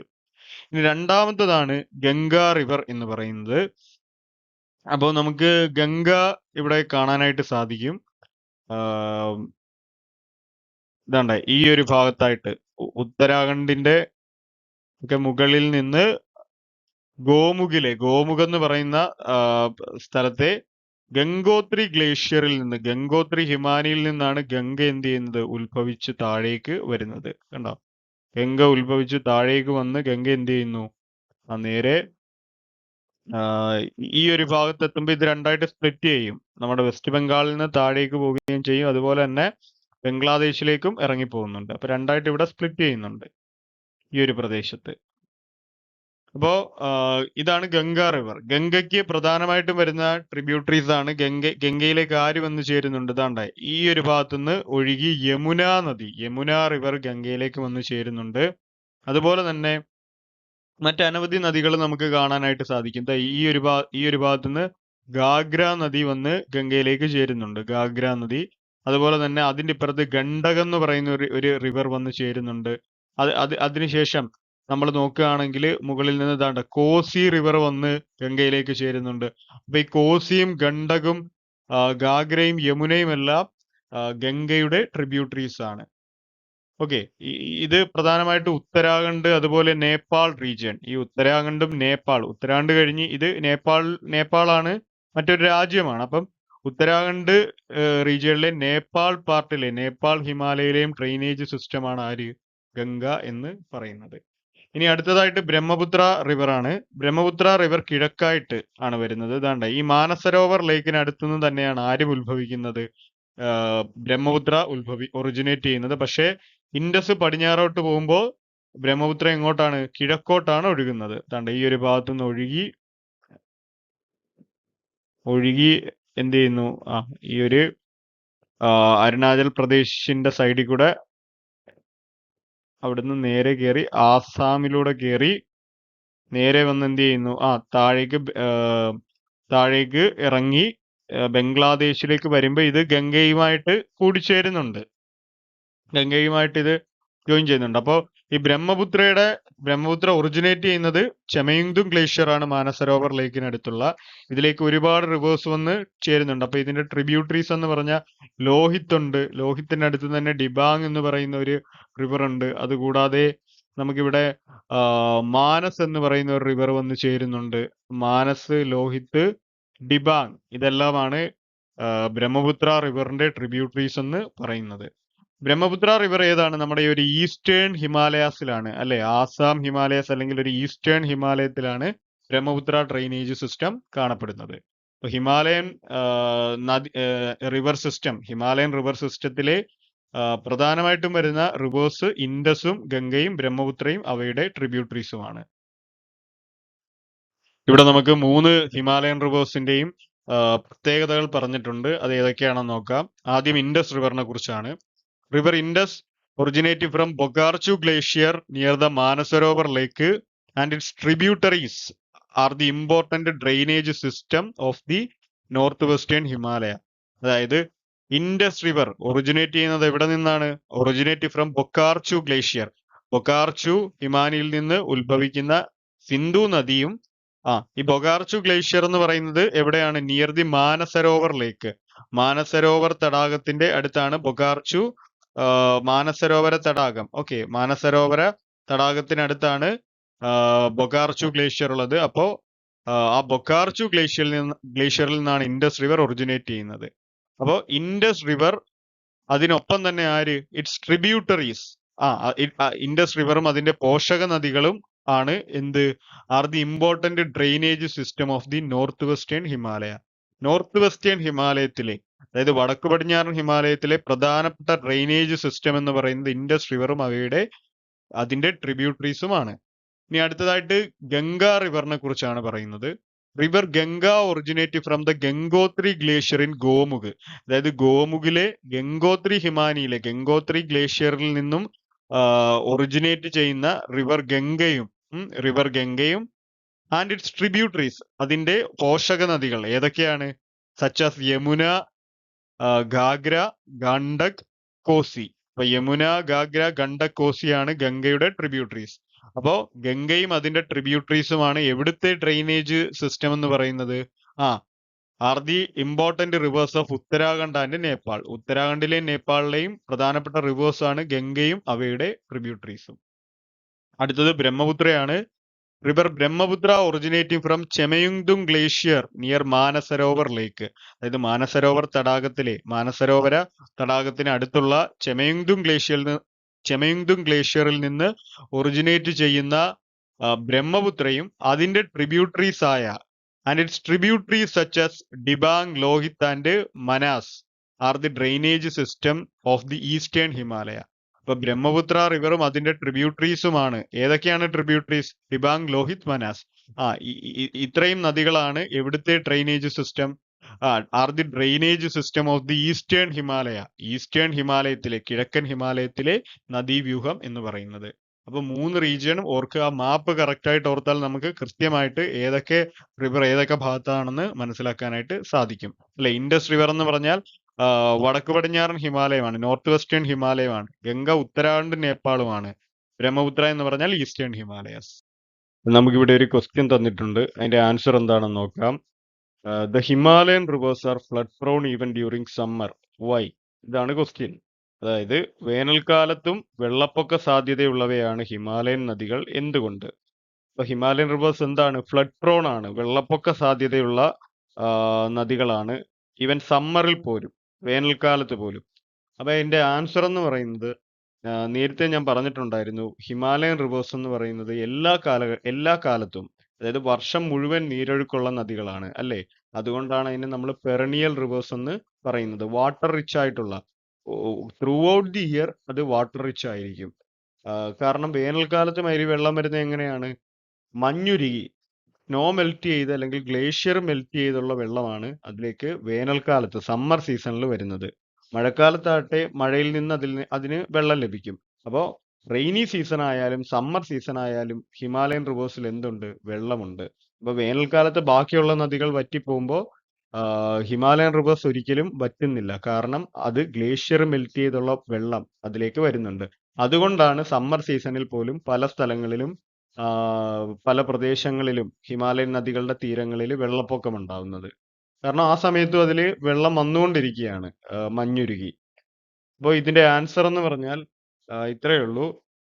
As Himalayan rivers are rain fed and snow fed, they are perennial throughout the year എന്നാണ് ഇതിന്റെ ആൻസർ. അതായത് മഞ്ഞുരുകിയും മഴയിൽ നിന്നും ജലം ലഭിക്കുന്നതിനാൽ ഹിമാലയൻ നദികൾ വർഷം മുഴുവനും നീരൊഴുക്കുള്ളവയാണ്. അതുകൊണ്ടാണ് ഇതിൽ വെള്ളപ്പൊക്കം ഉണ്ടാവുന്നത്, സമ്മർ സീസണിൽ പോലും വെള്ളപ്പൊക്കം ഉണ്ടാവുന്നത്. റെയിൻ ഫെഡും ആണ് ഒരേ സമയം, അതുപോലെ തന്നെ ഇത് എന്തുമാണ്, സ്നോ ഫെഡുമാണ്. മഴയിൽ നിന്നും മഞ്ഞിൽ നിന്നും വെള്ളം ലഭിക്കുന്നുണ്ട്, ഗ്ലേഷ്യറിൽ നിന്നും വെള്ളം ലഭിക്കുന്നുണ്ട്. അതുകൊണ്ടാണ് ഇത് ഒരു വർഷം മുഴുവൻ പെറനിയൽ ആയിട്ട് നിൽക്കുന്നത്. അപ്പൊ നമ്മൾ ഹിമാലയത്തിന്റെ ഡ്രെയിനേജ് എന്ന ടോപ്പിക്ക് കംപ്ലീറ്റ് ചെയ്തു. അടുത്ത ടോപ്പിക്ക് സോയിലാണ്. അതായത് ഹിമാലയ പ്രദേശത്തെ മണ്ണിനങ്ങൾ ഏതൊക്കെയാണ് എന്നാണ് നമ്മൾ നോക്കാനായിട്ട് പോകുന്നത്. പ്രധാനമായിട്ടും 2 തരം മണ്ണിനങ്ങളാണ് നമുക്ക് ഹിമാലയ പ്രദേശത്ത് കാണാനായിട്ട് സാധിക്കുന്നത്. അതിൽ ഒന്നാമത്തതാണ് മൗണ്ടെയിൻ സോയിൽ അഥവാ പർവ്വത മണ്ണ്. അതുപോലെ തന്നെ ഫോറസ്റ്റ് സോയിൽ, അപ്പോൾ ഈ മൗണ്ടെയിൻ സോയിലും ഫോറസ്റ്റ് സോയിലുമാണ് ഹിമാലയൻ റീജിയണിൽ, ഹിമാലയ പർവ്വത പ്രദേശത്ത് നമുക്ക് കോമൺ ആയിട്ട് പൊതുവായിട്ട് കാണാനായിട്ട് സാധിക്കുന്നത്. Mountain soil and forest soil are commonly seen in the Himalayan terrain. Himalayan ഭൂപ്രദേശത്ത് കോമൺ ആയിട്ട് പൊതുവായി സീൻ ചെയ്യുന്ന കാണപ്പെടുന്ന മണ്ണിനങ്ങൾ ഏതൊക്കെയാണെന്ന് ചോദിച്ചാൽ അത് ഏതൊക്കെയാണ്? മൗണ്ടെയിൻ സോയിലും ഫോറസ്റ്റ് സോയിലും. നമുക്കറിയാം ഹിമാലയം എന്ന് പറയുന്നത് പർവ്വതങ്ങളാണ് അല്ലേ? അപ്പോൾ ഉറപ്പായിട്ടും അവിടെ മൗണ്ടെയിൻ സോയില് കാണപ്പെടും. കാരണം മൗണ്ടെയിൻസ് ആയതുകൊണ്ട് തന്നെ അവിടെ മൗണ്ടെയിൻ സോയിൽ കാണും. അതുപോലെ തന്നെ ഹിമാലയൻ റീജിയണിൽ ഒരുപാട് ഫോറസ്റ്റ് കാടുകൾ ഉള്ള സ്ഥലമാണ്. അപ്പൊ അതുകൊണ്ട് തന്നെ അവിടെ ഫോറസ്റ്റ് സോയിൽ അല്ലെങ്കിൽ വനമണ്ണും കാണപ്പെടും. അപ്പോൾ ഇത് രണ്ടുമാണ് ആ പ്രദേശത്തെ മണ്ണിനങ്ങൾ. ഇനി ഇവിടുത്തെ സോയിൽ ടെക്സ്ചർ അല്ലെങ്കിൽ പാർട്ടിക്കിൾ സൈസ് എങ്ങനെയാണെന്ന് നോക്കാം. സോയിൽ ടെക്സ്ചർ എന്ന് പറഞ്ഞു കഴിഞ്ഞാൽ മണ്ണിന്റെ ഘടനയാണ്. അതുപോലെ തന്നെ പാർട്ടിക്കിൾ സൈസ് എന്ന് പറഞ്ഞാൽ തരി വലിപ്പമാണ്, മണ്ണിലെ തരികളുടെ വലിപ്പം. ഇത് എല്ലായിടവും ഒരേപോലെയല്ല. സോയിൽ ടെക്സ്ചറും പാർട്ടിക്കിൾ സൈസും പർവ്വത പരിസ്ഥിതി അനുസരിച്ച് എന്ത് ചെയ്യുന്നുണ്ട്? മാറിക്കൊണ്ടിരിക്കുന്നുണ്ട്. അതായത് ഓരോ പ്രദേശത്തും ഓരോ സോയിൽ ടെക്സ്ചറും ഓരോ പാർട്ടിക്കിൾ സൈസും ആയിരിക്കും ഹിമാലയൻ റീജിയണിൽ നമുക്ക് കാണാനായിട്ട് സാധിക്കുന്നത്. അപ്പോൾ the soil texture and particle size vary according to mountain environment. Mountain environment പർവ്വത പരിസ്ഥിതി അനുസരിച്ച് പാർട്ടിക്കിൾ സൈസും സോയിൽ ടെക്സ്ചറും എന്ത് ചെയ്യുന്നുണ്ട്? വേരി ചെയ്യപ്പെടുന്നുണ്ട്. അത് അതിൽ വ്യത്യാസം വരുന്നുണ്ട്. അത് പല സ്ഥലത്തും പലതായിരിക്കും. ഇപ്പോ സോയിൽ ടെക്സ്ചർ എന്ന് പറയുകയാണെങ്കിൽ നമ്മള് ഇപ്പൊ നമ്മള് ഒരു പ്രദേശത്തെ മണ്ണെടുക്കുകയാണെങ്കിൽ അതില് പലതരത്തിലുള്ള തരികളായിരിക്കും കാണപ്പെടുന്നത്. അതായത് അതിന്റെ കുറച്ച് ഭാഗം ചിലപ്പോൾ നമ്മള് സാൻഡ് ആയിരിക്കാം, കുറച്ച് ഭാഗം സാൻഡ് ആയിരിക്കാം. അതിന്റെ കുറച്ച് ഭാഗം എന്ന് പറയുന്നത് ചിലപ്പോ സിൽറ്റ് ആയിരിക്കാം. മറ്റു ചില ഭാഗം ചിലപ്പോ ക്ലേ ആയിരിക്കാം. അപ്പോൾ ഇത്തരത്തിൽ പലതരത്തിലുള്ള തരികളായിരിക്കും നമ്മൾ കുറച്ച് ഒരു പിടി മണ്ണെടുക്കുകയാണെങ്കിൽ ഇവയെല്ലാം അതിൽ കാണും. ഇതാണ് മണ്ണിന്റെ ഘടന. ഇത് ഓരോരുത്തടുത്തും ഇത് മാറിക്കൊണ്ടേയിരിക്കും. ചിലയിടത്ത് സാൻഡ് ആയിരിക്കാം കൂടുതൽ, ചിലയിടത്ത് സിൽറ്റ് ആയിരിക്കാം, ചിലയിടത്ത് ക്ലേ ആയിരിക്കാം കൂടുതൽ. ഓരോ സ്ഥലത്തും ഇതിന്റെ ആ ഒരു മണ്ണിന്റെ ഘടന അല്ലെങ്കിൽ സോയിലിന്റെ ടെക്സ്ചർ മാറിക്കൊണ്ടേയിരിക്കും. ഓക്കെ, എല്ലായിടത്തും ഒരേപോലെ ആയിരിക്കത്തില്ല. ഇപ്പൊ ഹിമാദ്രിയിലെ സോയിൽ ടെക്സ്ചർ ആവണമെന്നില്ല. ഹിമാചലിൽ വരുമ്പോഴത്തേക്ക് ഹിമാദ്രിയിൽ ചിലപ്പോൾ സാൻഡ് കൂടുതലായിരിക്കാം, മണൽ എന്ന് പറയുന്ന സാധനം കൂടുതലായിരിക്കാം. പക്ഷെ ഹിമാദ്രിയിലേക്ക് അല്ലെങ്കിൽ ശിവാലിക്കിലേക്ക് വരുമ്പോൾ ചിലപ്പോൾ അവിടെ സിൽറ്റ് ആയിരിക്കാം കൂടുതൽ. സിൽറ്റ് എന്ന് പറഞ്ഞാൽ നമ്മൾ ഈ ചെളി എന്നൊക്കെ പറയില്ലേ, അതായിരിക്കാം കൂടുതൽ. അപ്പോ ചിലപ്പോ നമ്മൾ താഴ്വരകളിലേക്ക് വരികയാണെങ്കിൽ, ഡ്യൂണുകളിലേക്ക് വരികയാണെങ്കിൽ ചിലപ്പോൾ അവിടുത്തെ സോയിൽ ടെക്സ്ചർ വ്യത്യാസമായിരിക്കാം. അവിടെ ചിലപ്പോൾ ഗ്രാവല് പോലത്തെ വലിയ പാർട്ടിക്കിൾസ് ആയിരിക്കാം കാണുന്നത്. അപ്പൊ സോയിലിന്റെ ടെക്സ്ചർ മാറുന്നുണ്ട്. അതുപോലെ തന്നെ പാർട്ടിക്കിൾ സൈസ് എന്ന് പറഞ്ഞു കഴിഞ്ഞാല് ചിലടത്ത് വലിയ തരികളായിരിക്കും. അതായത് തരി വലിപ്പമാണ് പറയുന്നത്. പാർട്ടിക്കിളിന്റെ സൈസ്, മണ്ണിലെ തരികളുടെ വലിപ്പം, അതാണ് പറയുന്നത്. ചിലടത്ത് വലിയ തരികളുള്ള മണ്ണായിരിക്കും കാണുന്നത്. അതേസമയം ചിലടത്ത് വളരെ ചെറിയ തരികളുള്ള മണ്ണായിരിക്കും കാണപ്പെടുന്നത്. അപ്പൊ ഈ വലിയ തരികളെ നമ്മൾ പറയുന്നത് കോഴ്സ് ഗ്രെയിൻഡ് എന്നാണ്. എന്താണ്? കോഴ്സ് ഗ്രെയിൻഡ് എന്നാണ് നമ്മൾ പറയുന്നത്. Course grained. വലിയ തരികളുള്ള വലിയ തരികളെ പറയുന്നതാണ് കോഴ്സ് ഗ്രെയിൻ. അതേസമയം ചെറിയ തരികളെ പറയുന്ന പേരാണ് ഫൈൻ ഗ്രെയിൻസ് അല്ലെങ്കിൽ ഫൈൻ ഗ്രെയിൻഡ് സോയിൽ എന്ന് നമ്മൾ പറയും. ഓക്കെ, അപ്പോൾ ഇത്തരത്തില് തരികളുടെ വലിപ്പത്തിന് നമുക്ക് രണ്ടായിട്ട് തരംതിരിക്കാം. കോഴ്സ് ഗ്രെയിൻഡും അതുപോലെ തന്നെ ഫൈൻ ഗ്രെയിൻഡും. ഫൈൻ ഗ്രെയിൻഡ് എന്ന് പറഞ്ഞാൽ ചെറിയ തരികളാണ്, കോഴ്സ് ഗ്രെയിൻഡ് എന്ന് പറഞ്ഞാൽ വലിയ തരികളാണ്. അപ്പൊ നമ്മൾ സോയിൽ ടെക്സ്ചറും പാർട്ടിക്കിൾ സൈസും പല സ്ഥലത്തും വേരി ചെയ്യുന്നു എന്ന് പറഞ്ഞിട്ടുണ്ടായിരുന്നു. അപ്പൊ അടുത്തതായിട്ട് ഇവിടെ പറയുന്നത് fine grained soil with high humus content R seen in the valleys. അതായത് വാലികളിൽ, താഴ്വരകളിൽ കാണപ്പെടുന്നത് എങ്ങനത്തെ മണ്ണാണ്? ഫൈൻ ഗ്രൈൻഡ് ആയിട്ടുള്ള സോയിലാണ്. അതായത് വളരെ നേർത്ത തരികളോട് കൂടിയ, അതായത് ചെറിയ തരികളുള്ള മണ്ണാണ്. With high humus content. അതിലെ ഹ്യൂമസ് കണ്ടന്റ്, ജൈവാംശം എന്ന് പറഞ്ഞാൽ എങ്ങനെയായിരിക്കും? ഹൈ ആയിരിക്കും. ഹ്യൂമസ് കണ്ടന്റ് എന്ന് പറഞ്ഞു കഴിഞ്ഞാൽ ജൈവാംശമാണ്. അതായത് സസ്യങ്ങളും ജന്തുക്കളും അവയുടെ അത് എന്താണ് അവയുടെ അവശിഷ്ടങ്ങൾ റിമെയിൻസ് എന്ത് ചെയ്യുന്നു?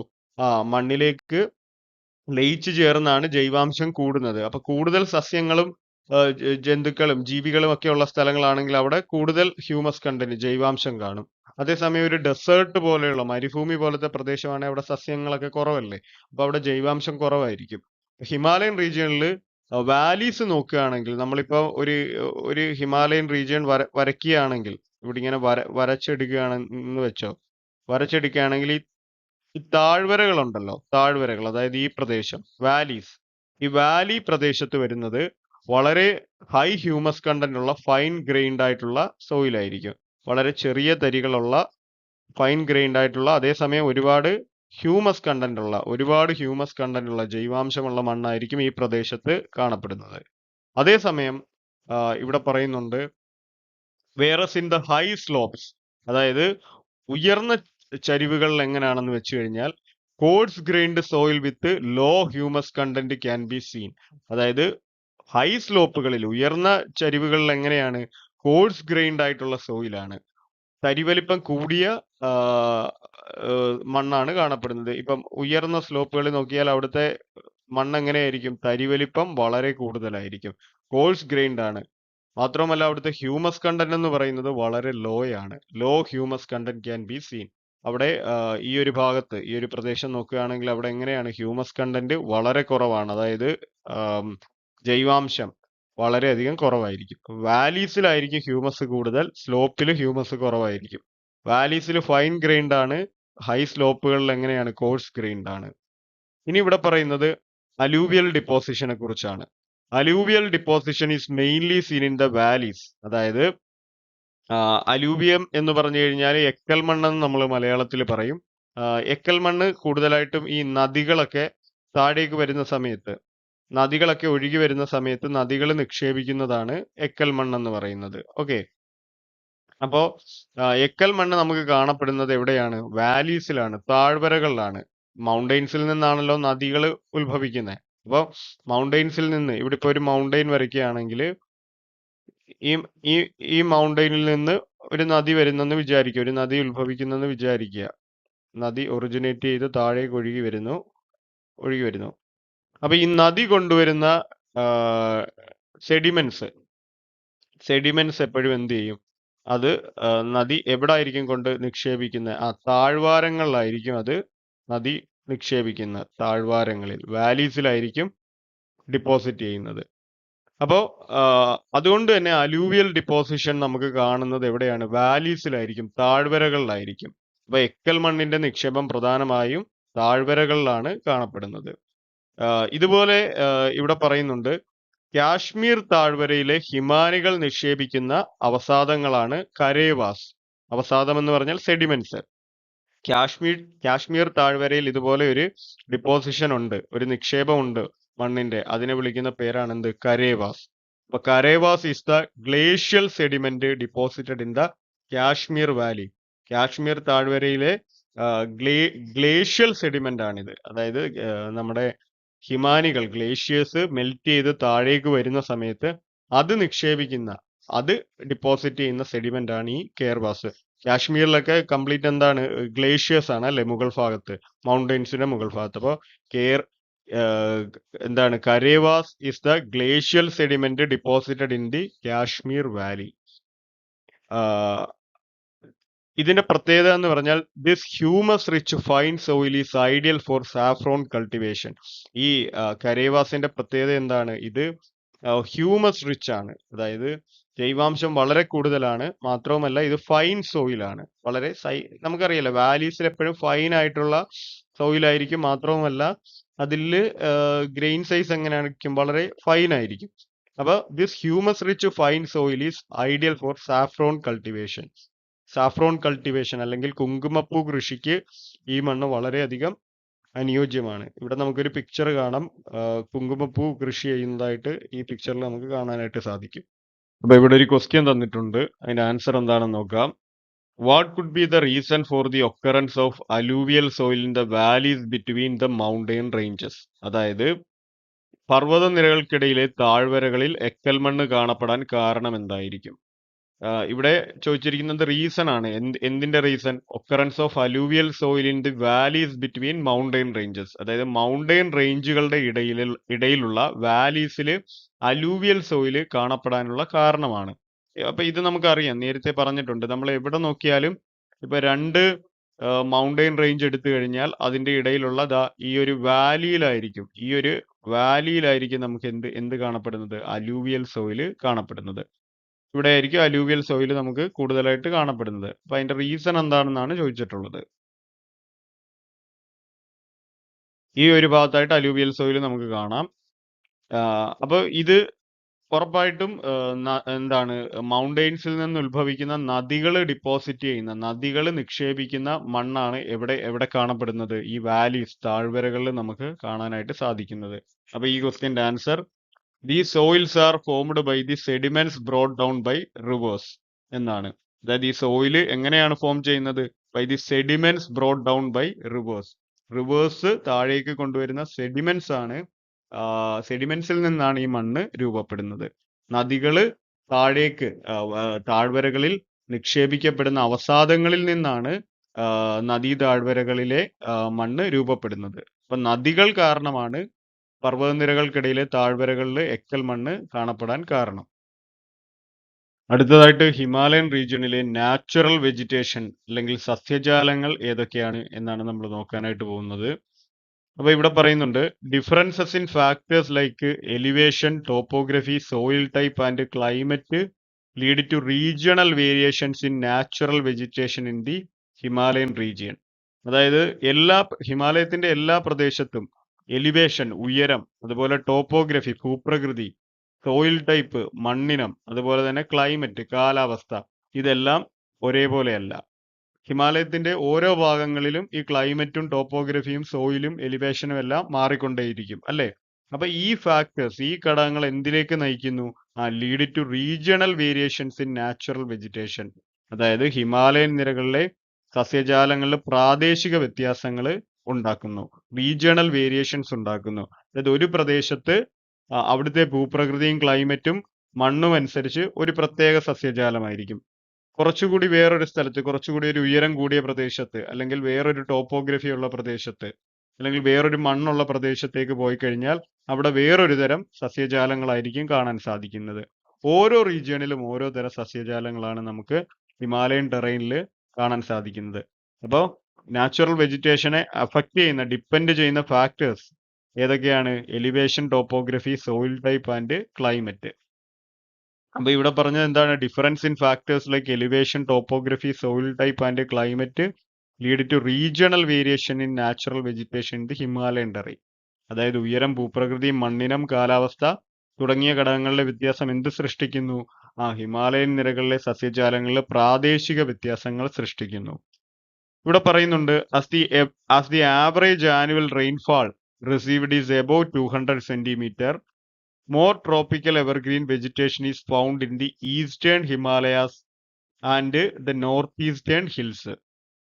അതായത് ആവറേജ് ആനുവൽ റെയിൻഫാൾ, ശരാശരി വാർഷിക മഴ, ഒരു വർഷം ലഭിക്കുന്ന മഴയാണ് ആവറേജ് ആനുവൽ റെയിൻഫാൾ. അത് എത്രയാണ്? എബോവ് 200 സെന്റിമീറ്റർ ആണ്, 200 സെന്റിമീറ്ററിന് മുകളിലാണ്. ഏത് പ്രദേശങ്ങളിൽ? ഈസ്റ്റേൺ ഹിമാലയാസിലും നോർത്ത് ഈസ്റ്റേൺ ഹിൽസിലും. അത് നമുക്കറിയാവുന്നതാണ്. ഈ ഒരു പ്രദേശമാണ് എന്ത്? ഈസ്റ്റേൺ ഹിമാലയാസ് എന്ന് നമ്മൾ വിളിക്കുന്നത്. ഈസ്റ്റേൺ ഹിമാലയാസ് ആസാമിന്റെ ഭാഗത്ത്, അതുപോലെ തന്നെ നോർത്ത് ഈസ്റ്റിൽ വരുന്ന ഹില്ലുകൾ, പൂർവാചൽ. അപ്പൊ ഇത്രയും പ്രദേശം, ഞാൻ ഈ സർക്കിൾ വരച്ചേക്കുന്ന, ഞാൻ ഈ റൗണ്ട് ചെയ്തിരിക്കുന്ന ഇത്രയും പ്രദേശത്താണ് ശരിക്കും പറഞ്ഞു കഴിഞ്ഞാൽ എന്ത് വരുന്നത്? ഏത് തരം വെജിറ്റേഷൻ വരുന്നത്? ട്രോപ്പിക്കൽ എവർഗ്രീൻ വെജിറ്റേഷൻ ആണ് ഈ ഒരു പ്രദേശത്ത് കാണാനായിട്ട് സാധിക്കുന്നത്. ട്രോപ്പിക്കൽ എവർഗ്രീൻ എന്ന് പറഞ്ഞ ഉഷ്ണമേഖല നിത്യഹരിത വനങ്ങളാണ് ഇവിടെ കാണപ്പെടുന്നത്. ഇത് ട്രോപ്പിക്കൽ ഏരിയാസിൽ, അതായത് നല്ല മഴയും നല്ല ചൂടും ലഭിക്കുന്ന സ്ഥലങ്ങളിൽ കാണപ്പെടുന്ന സസ്യജാലങ്ങളാണ് എവർഗ്രീൻ ഫോറസ്റ്റ് എന്ന് പറയുന്നത്. എവർഗ്രീൻ എന്ന് പറഞ്ഞാൽ അത് എപ്പോഴും അതിൽ പച്ചപ്പായിരിക്കും. അതിനങ്ങനെ ഇല കൊഴിയുന്ന ഒരു സീസൺ ഒന്നും കാണത്തില്ല. എപ്പോഴും അത് പച്ചപ്പ് നിറഞ്ഞു നിൽക്കും. നല്ല ഇടതൂർന്ന കാടുകളാണ്. അവിടെ നല്ല മഴയും സൂര്യപ്രകാശവും കിട്ടും. ഇവിടെ ഈ പിക്ചറിൽ നമുക്ക് കാണാൻ പറ്റും അങ്ങനെ ഒരു എവർഗ്രീൻ ഫോറസ്റ്റ്. അപ്പൊ അങ്ങനെയുള്ള എവർഗ്രീൻ ഫോറസ്റ്റുകൾ ട്രോപ്പിക്കൽ എവർഗ്രീൻ വെജിറ്റേഷൻ ആണ് നമുക്ക് ഏത് പ്രദേശത്ത് ഈസ്റ്റേൺ ഹിമാലയത്തിലും കിഴക്കൻ ഹിമാലയത്തിലും അതുപോലെ തന്നെ നോർത്ത് ഈസ്റ്റേൺ ഹില്ലുകളിലും വടക്ക് കിഴക്കൻ കുന്നുകളിലും അറിയപ്പെടുന്നത്. അതിന്റെ കാരണം എന്ന് പറഞ്ഞാൽ ഇവിടെ മഴ എത്രയാണ് 200 സെന്റിമീറ്ററിന് മുകളിൽ കിട്ടുന്നത് കൊണ്ട് മാത്രമാണ് ഈ പ്രദേശത്ത് ഈ വെജിറ്റേഷൻ. അപ്പോൾ as the average annual rainfall received is above 200 centimeter, more tropical evergreen vegetation is found in the eastern Himalayas and the northeastern hills. ഇനി നമുക്കറിയാവുന്ന കാര്യമാണ് ക്ലൈമറ്റിന്റെ കാര്യം പറയുകയാണെങ്കിൽ ഉയരം കൂടുന്നതനുസരിച്ച് എന്താണ് ടെമ്പറേച്ചർ, ഊഷ്മാവ് അല്ലെങ്കിൽ താപനില എന്ത് ചെയ്യുന്നു, കുറയുന്നുണ്ട് അല്ലേ? ഇത് നമ്മൾ 8ാം ക്ലാസ്സിൽ പഠിച്ചിട്ടുള്ളതാണ്. ഉയരം കൂടുന്നതനുസരിച്ച് താപനില കുറഞ്ഞുകൊണ്ടേയിരിക്കും. അതിനെ നമ്മൾ ലാപ്സ് റേറ്റ് എന്നൊക്കെ പഠിച്ചിട്ടുണ്ട് അല്ലേ, ട്രോപ്പോസ്ഫിയറിൽ. അപ്പോൾ ടെമ്പറേച്ചർ ഡിക്രീസസ് വിത്ത് ആൾട്ടിറ്റ്യൂഡ്, ഉയരം കൂടുന്നതനുസരിച്ച് ആൾട്ടിറ്റ്യൂഡിനനുസരിച്ച് എന്ത് ചെയ്യുന്നു, ടെമ്പറേച്ചർ ഡിക്രീസ് ചെയ്യുന്നു, ഊഷ്മാവ് കുറയുന്നു. അപ്പൊ ആ ക്ലൈമറ്റിലെ വ്യത്യാസം നമുക്ക് എന്തിൽ വിസിബിൾ ആണ്, എന്തിൽ പ്രകടമാണ്? നാച്ചുറൽ വെജിറ്റേഷനിൽ നമുക്ക് ദൃശ്യമായിരിക്കും. ഉയരം കൂടുന്നതനുസരിച്ച് താപനില, ഊഷ്മാവ് കുറയുന്നതനുസരിച്ച് അവിടുത്തെ നമ്മൾ മുകളിലേക്ക് പോകും തോറും അവിടുത്തെ വെജിറ്റേഷനും മാറിക്കൊണ്ടേയിരിക്കും. ഒരു നല്ല ചൂടുള്ള പ്രദേശത്തെ വെജിറ്റേഷൻ സസ്യജാലങ്ങളായിരിക്കത്തില്ല ഉയരം കൂടിയ പ്രദേശത്തെ വെജിറ്റേഷൻ. അപ്പോൾ ഇവിടെ പറയുന്നത് temperature decreases with altitude and the corresponding change is also visible in the natural vegetation of the Himalayan mountain region. അപ്പൊ ഈ ടെമ്പറേച്ചറിനനുസരിച്ച് എന്ത് ചെയ്യാൻ പറ്റുന്നുണ്ട്, നമുക്ക് ടെമ്പറേച്ചർ കുറയുന്നതനുസരിച്ച് നമുക്ക് അതിനനുസരിച്ചുള്ള വ്യത്യാസം നാച്ചുറൽ വെജിറ്റേഷനിലും കാണാൻ സാധിക്കും. അപ്പൊ corresponding change is visible in the natural vegetation. അതായത് ഹിമാലയ പ്രദേശങ്ങളിലെ നൈസർഗിക സസ്യജാലങ്ങളിലും കറസ്പോണ്ടിങ് ആയിട്ടുള്ള അനുസൃതമായിട്ടുള്ള മാറ്റം ദൃശ്യമാണ്, വിസിബിൾ ആണ്. Okay, depending on the changes in the altitude, ഉയരത്തിലെ വ്യത്യാസത്തിനനുസരിച്ച്, അതായത് ഉയരത്തിലെ ആ ഒരു വ്യത്യാസത്തിനനുസരിച്ച് a spectrum of natural vegetation from evergreen forest to the vegetation type of the cold climate such as tundra can be found here. അതായത് ഈ ഉയരത്തിലെ വ്യത്യാസത്തിനനുസരിച്ച് a spectrum of natural vegetation നമുക്ക് കാണാൻ സാധിക്കും. സ്പെക്ട്രം എന്ന് പറഞ്ഞു കഴിഞ്ഞാൽ ഇങ്ങനെ എന്താണ്, നമ്മൾ ഒരു തുടർച്ച, ഒരു കണ്ടിന്യൂസ് ആയിട്ട് ആദ്യം ഒരു വെജിറ്റേഷൻ, പിന്നെ വേറൊരെണ്ണം, പിന്നെ വേറൊരെണ്ണം, അങ്ങനെ ഉയരത്തിനനുസരിച്ച് ഇങ്ങനെ ഒരു തുടർച്ച കാണാനായിട്ട് നമുക്ക് സസ്യജാലങ്ങളുടെ തുടർച്ച കാണാനായിട്ട് സാധിക്കും. From evergreen forest to tundra, അതായത് എവർഗ്രീൻ ഫോറസ്റ്റ് മുതൽ, ഞാൻ ഇപ്പോൾ പറഞ്ഞ എവർഗ്രീൻ ഫോറസ്റ്റ് മുതൽ, ഇപ്പൊ ഇവിടെ ഒരു മൗണ്ടെയിൻ വരയ്ക്കുകയാണെങ്കിൽ, ഇവിടെ ഒരു മൗണ്ടെയിൻ വരച്ചെടുക്കുകയാണെങ്കിൽ നമുക്ക് ഇപ്പൊ ഏറ്റവും താഴ്ഭാഗത്താണ് എവർഗ്രീൻ ഫോറസ്റ്റ് കാണുന്നതെങ്കിൽ ഇവിടെ വേറൊരെണ്ണമായിരിക്കും, ഇവിടെ വേറൊരു വെജിറ്റേഷൻ ആയിരിക്കും. അങ്ങനെ മുകളിലേക്ക് വരുമ്പോൾ നമുക്ക് എന്ത് കാണാനായിട്ട് സാധിക്കും? തുന്ദ്ര വെജിറ്റേഷൻ കാണാനായിട്ട് സാധിക്കും. തുന്ദ്ര എന്ന് പറഞ്ഞാൽ ഏത് സ്ഥലത്തെ വെജിറ്റേഷൻ ടൈപ്പ് ആണ്? Vegetation type of the cold climate, അതായത് വളരെ കോൾഡ് ആയിട്ടുള്ള ശൈത്യ മേഖലയിൽ, ഇപ്പൊ പോളാർ റീജിയൻ ഒക്കെ ഉണ്ടല്ലോ, നമ്മുടെ ധ്രുവപ്രദേശം, അവിടെയൊക്കെ കാണപ്പെടുന്ന തുന്ദ്ര പോലത്തെ വെജിറ്റേഷൻ വരെ നമുക്ക് ഹിമാലയത്തിൽ കാണാനായിട്ട് സാധിക്കും. അപ്പോൾ വെജിറ്റേഷൻ എന്തുവരെയാണ് മാറുന്നത്? From evergreen forest to tundra. Evergreen forest മുതൽ കോൾഡ് ക്ലൈമറ്റിൽ കാണപ്പെടുന്ന തുന്ദ്ര വരെ നമുക്ക് ഏത് സ്ഥലത്ത് കാണാനായി സാധിക്കും? ഹിമാലയത്തിൽ കാണാനായി സാധിക്കും. ഇവിടെ ഉയരത്തിനനുസരിച്ച്, ഓൾട്ടിറ്റ്യൂഡിനനുസരിച്ച് വെജിറ്റേഷനിൽ വരുന്ന വ്യത്യാസമാണ് പറയുന്നത്. അപ്പൊ ആദ്യം തന്നെ നമുക്കൊരു മൗണ്ടെയിൻ ഇവിടെ വരയ്ക്കാം. മൗണ്ടെയിൻ വരച്ച് നമുക്ക് കൃത്യമായിട്ട് ഏതൊക്കെ വെജിറ്റേഷൻ ആണെന്ന് ഐഡന്റിഫൈ ചെയ്യാം. അതായത് ഇവിടെ പറയുന്നത് semi evergreen and deciduous forest. Semi evergreen and deciduous forest are seen in the valleys. വാലികളിൽ, താഴ്വരകളിൽ ഏത് തരം ഫോറസ്റ്റ് ആണ് കാണപ്പെടുന്നത്? സെമി എവർഗ്രീൻ, അതായത് അർദ്ധ നിത്യഹരിത വനങ്ങളും അതുപോലെ തന്നെ ഡെസിഡിയസ് ഫോറസ്റ്റ്. ഡെസിഡിയസ് എന്ന് പറഞ്ഞു കഴിഞ്ഞാൽ ഇലപൊഴിയുന്ന വനങ്ങളാണ്, അതുമാണ് കാണപ്പെടുന്നത്. എവിടെയൊക്കെ? വാലീസിലും ലോവർ മൗണ്ടെയിൻ സ്ലോപ്പിലും, അതായത് താഴ്വരകളിലും ഉയരം കുറഞ്ഞ പർവ്വത ചരിവുകളിലും. ലോവർ മൗണ്ടെയിൻ സ്ലോപ്പ് എന്ന് പറഞ്ഞാൽ ഉയരം കുറഞ്ഞ പർവ്വത ചരിവാണ്. അപ്പൊ ഏറ്റവും താഴ്ഭാഗത്ത് വാലിയിലും ഈ ഒരു മൗണ്ടെയിൻ സ്ലോപ്പിലുമാണ് നമ്മൾ അർദ്ധ നിത്യഹരിത വനങ്ങളും ഇലപൊഴിയുന്ന വനങ്ങളും കാണുന്നത്. ഈ ഡെസിഡിയസ് ഫോറസ്റ്റ് എന്ന് പറഞ്ഞാൽ അത് ഒരു സീസണിൽ ഇല കൊഴിക്കും. ഇല കൊഴിച്ചിട്ട് പിന്നെ അത് ഇല എന്ത് ചെയ്യുന്നു? പിന്നീട് അത് മുളച്ചു വരികയാണ് ചെയ്യുന്നത്. അപ്പോൾ ഏറ്റവും താഴ്ഭാഗത്ത് ഈ ഒരു ഭാഗത്തായിട്ടാണ് നമുക്ക് എന്ത് കാണുന്നത്? ഈ ഒരു ഭാഗത്തായിട്ടാണ് നമുക്ക് ഈ ഒരു വെജിറ്റേഷൻ കാണപ്പെടുന്നത്. ഏതൊക്കെയാണ്? അതിന്റെ പേരെന്തായിരുന്നു? സെമി എവർഗ്രീനും സെമി എവർഗ്രീൻ എസ് എന്ന് കൊടുക്കുകയാണ് സെമി എവർഗ്രീന്. അതുകൂടാതെ വേറെ എന്താണ്? അതുപോലെ തന്നെ ഡെസീഡിയസ് ഫോറസ്റ്റുമാണ് ഈ ഒരു പ്രദേശങ്ങളിൽ കാണാൻ സാധിക്കുന്നത്. ഇനി കുറച്ചുകൂടി മുകളിലേക്ക് പോയാൽ 1000 മുതൽ 2000 മീറ്റർ ഉയരത്തിലേക്ക് പോയാൽ നമുക്ക് മോയിസ്റ്റ് ഡെസീഡിയസ് ഫോറസ്റ്റുകൾ കാണാനായിട്ട് സാധിക്കും. അതായത് ഇത് ഡെസീഡിയസിന്റെ തന്നെ ഒരു വെറൈറ്റി ആണ്. ആർദ്ര മിതോഷ്ണ വനങ്ങൾ എന്ന് പറയും. Moist deciduous forest are seen at altitudes ranging from 1000 to 2000 metres. അതായത് 1000 മുതൽ 2000 മീറ്റേഴ്സ് ഉയരത്തിൽ, ആ ഒരു ഉയരത്തിൽ നമുക്ക് എന്ത് കാണാൻ പറ്റും? മോയിസ്റ്റ് ഡെസീഡിയസ് ഫോറസ്റ്റ് കാണാനായിട്ട് സാധിക്കും. അപ്പൊ നമ്മൾ കുറച്ചുകൂടി മുകളിലേക്ക് വന്നു. അപ്പൊ നമ്മൾ കുറച്ചുകൂടി മുകളിലേക്ക് എത്തിക്കഴിഞ്ഞാൽ ഈ ഒരു പ്രദേശത്ത് നമുക്ക് എന്ത് കാണാം? മോയിസ്റ്റ് ഡെസീഡിയസ് ഫോറസ്റ്റ് കാണാനായിട്ട് സാധിക്കും 1000 മുതൽ 2000 മീറ്റർ ഉയരത്തിൽ. ഇനി ഇതിനു മുകളിലേക്ക് വന്നാൽ നമുക്ക് അവിടെ കാണാനായിട്ട് സാധിക്കുന്നത് കോണിഫറസ് ട്രീ വെറൈറ്റീസ് ആണ്. അതായത് സ്തൂപികാഗ്ര വൃക്ഷങ്ങൾ എന്ന് പറയും. അതിന്റെ അറ്റം ഇങ്ങനെ ഇതാണ്ട് ഇവിടെ നമുക്ക് നോക്കിയാൽ അറിയാം. ഇതിങ്ങനെ ഒരുതരം കൂർത്തിരിക്കുന്ന ട്രീസ് ആണിത്. കൂർത്തിരിക്കുന്ന ഇതാണ് കോണിഫറസ് ട്രീസ്. അത് ഈ മഞ്ഞ് വീഴുകയാണെങ്കിൽ, ഇവിടെ ഇപ്പം മഞ്ഞ് വീഴുകയാണെങ്കിൽ അത് മഞ്ഞ് താഴേക്ക് തെന്നി പോകാൻ വേണ്ടിയാണ് ഈ മരങ്ങൾ ഇങ്ങനെ കൂർത്തിരിക്കുന്നത്. അപ്പൊ ഇതിന്റെ ഇലകൾ, ഓരോ ഇലകൾ നോക്കിയാലും അതുപോലെ ആയിരിക്കും. ഇങ്ങനെ ഇത്തരത്തിലുള്ള ട്രീസിനെ വിളിക്കുന്ന പേരാണ് കോണിഫറസ് ട്രീസ്. അപ്പൊ coniferous tree varieties such as pine and deodar grow more along the mountain slope. അപ്പൊ മൗണ്ടെയിൻ സ്ലോപ്പുകളിൽ, പർവ്വത ചരിവുകളിൽ വളരുന്ന ആരാണ്? കോണിഫറസ് ട്രീ വെറൈറ്റീസ് ആണ്. സ്തൂപികാഗ്ര വൃക്ഷങ്ങളാണ്. Such as pine and deodar. അതായത് പൈനും ദേവദാരുവും പോലെയുള്ള കോണിഫറസ് ട്രീ വെറൈറ്റീസ് ആണ് മൗണ്ടെയിൻ സ്ലോപ്പുകളിൽ, പർവ്വത ചരിവുകളിലായിട്ട് വളരുന്നത്. അപ്പൊ പർവ്വത ചരിവുകളിലേക്ക് വരുമ്പോൾ നമുക്ക് എന്ത് കാണാനായിട്ട് സാധിക്കുന്നുണ്ട്? കോണിഫറസ് ട്രീ വെറൈറ്റീസ് കാണാനായിട്ട് സാധിക്കുന്നു. കോണിഫറസിന്റെ സി കൊടുക്കുകയാണ്. ഇനി കുറച്ചുകൂടി മുകളിലേക്ക് പോയാൽ നമുക്ക് shrubs such as ജുനിപ്പർ, അതുപോലെ തന്നെ റോഡോഡെൻഡ്രോൺസ് ഗ്രോ അറ്റ് ഹയർ ആൾട്ടിറ്റ്യൂഡ്സ്. കുറച്ചുകൂടി ഹയർ ആൾട്ടിറ്റ്യൂഡിൽ പോയാൽ നമുക്ക് ഉയരം കുറഞ്ഞ സസ്യങ്ങളുണ്ട്, ഷ്രബുകൾ, ഈ കുറ്റിച്ചെടി പോലുള്ള സസ്യങ്ങൾ. ഏതൊക്കെ?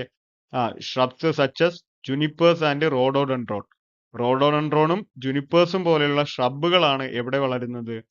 ഗ്രോ അറ്റ് ഹയർ ആൾട്ടിറ്റ്യൂഡ്, ഉയർന്ന ആൾട്ടിറ്റ്യൂഡിൽ വളരുന്നത് അവയാണ്. അപ്പോൾ ഉയർന്ന ആൾട്ടിറ്റ്യൂഡിലേക്ക് വന്നാൽ നമുക്ക് അവിടെ ഷ്രബുകളാണ് വളരുന്നത്. ഷ്രബ് എസ് എന്ന് കൊടുക്കുന്നു. ഇനി കുറച്ചുകൂടി മുകളിലേക്ക് പോയി കഴിഞ്ഞാൽ whereas in the highest altitude, ഏറ്റവും ഉയർന്ന മേഖലയിൽ, ഏറ്റവും ഉയർന്ന പ്രദേശങ്ങളിൽ നമുക്ക് കാണാനായി സാധിക്കുന്നത് ആൽപൈൻ മെഡോസ് ആണ്. അതായത് at highest whereas in the highest altitude alpine meadows are seen. ഏറ്റവും മുകളിൽ നമുക്ക് ആൽപൈൻ മെഡോസ് ആണ് കാണപ്പെടുന്നത്. ആൽപൈൻ മെഡോസ് ഏറ്റവും മുകൾ ഭാഗത്ത്, അതിനെ നമ്മൾ എ എന്ന് കൊടുക്കുന്നു. ഓക്കെ. അപ്പൊ ഇത്രയും വെറൈറ്റീസ് വെജിറ്റേഷൻ നമുക്ക് ഉയരം കൂടുന്നതനുസരിച്ച് കാണാനായിട്ട് സാധിക്കും. ആൽപൈൻ മെഡോസ് നമ്മൾ പഠിച്ചിട്ടുണ്ടായിരുന്നു.